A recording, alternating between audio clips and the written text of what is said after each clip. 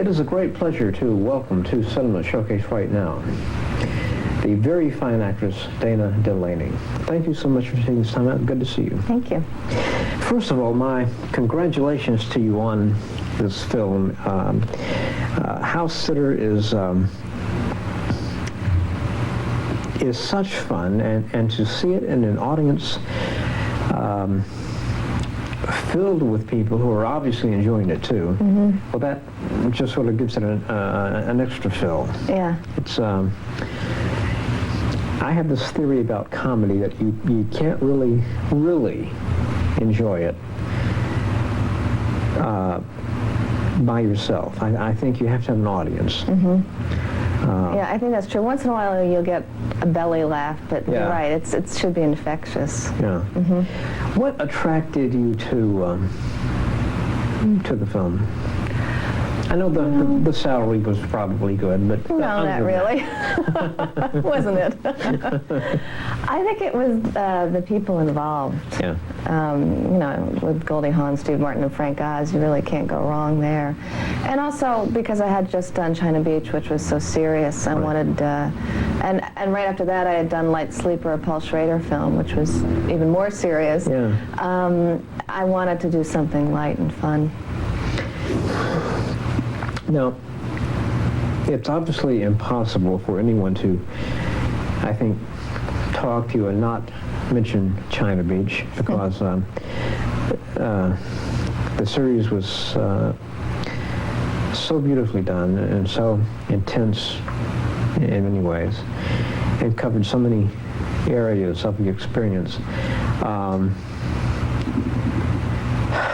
I think of a non-cliched way to ask this question. Did you learn anything about the war from the series that perhaps you didn't know, other than statistics and so forth? Did it give you an insight into... Oh, yeah. I was raised with the mindset coming from where I did, which was, you know, kind of upper middle class liberal background, that the war was a bad thing, and that the people who went there, you know, were not the type of people that I would hang out with, you know.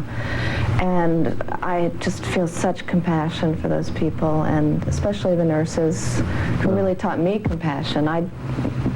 You know, I never really believed in altruism before, and I do now. Right. And I tell you, it's so ingrained in me now that when I read something about Vietnam, I immediately get tears to my eyes. It just has become a part of me, and it will always be there. You know, it's interesting. We're doing this this talk in Boston because there have been numerous books lately and things that have been known for quite some time, that if John F. Kennedy had remained president, perhaps, and of course it is a perhaps, Vietnam as it came to be known would not have happened, which is an interesting, profound thought. Yeah. I don't know, it's hard to judge that one, isn't it? It is. It really and is. we really, you know, we're involved in that country so much longer than people, you know, like to talk about, you know, from the 50s and 10 earlier. years and 600,000 troops. Yeah, and we were there in the 40s. We were on Ho Chi Minh's side before. Exactly. So it's hard to believe that we would not have continued. You made, this is called a nice shift here. You made a couple of films, I think, rather close together in the late 80s that I very much admired, and I hope you did too. One was a thriller called Masquerade. And the other, and these were both for Metro, for MGM. That's right. Where the River Runs Black. Right. I thought these were just excellent films that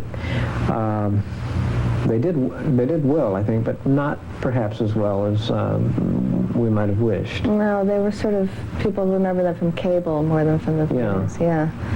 Yeah, both beautiful looking films. Great DPs in both of them. Juan Ruiz Sanchia did Where the River Runs Black, and I'll never forget his name. David something, Watkins. Watkins, yeah. David Watkins, right.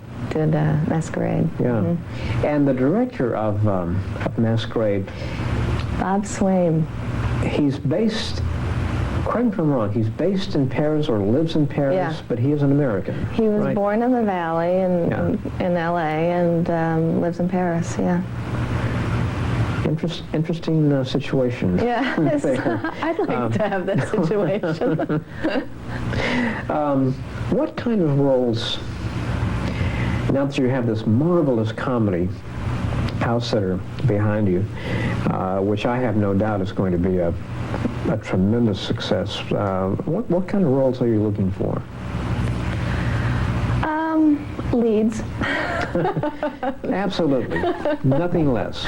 Yeah, that, and also I'd like to do something maybe a little bit quirky. I don't know, I have it in my head that I want to do, I keep thinking Marlon Brando, I don't know why, but I love the quirkiness of his work and how he just sort of indulges himself, and I would like to do something like that. Not be such a type or be so Right. straight or something. Well, Brando seems to be getting back into films, so Yeah. who knows? Yeah. Who knows? Well, I'll certainly look forward, truly, to our next talk. And as I've indicated, I think you'll have great success with House Sitter. It's a funny film with a great background, wonderful stars, and it's one of those films you like to think can't miss. I hope you're right. Right. Dana, thank you so much for taking this time. Thank you.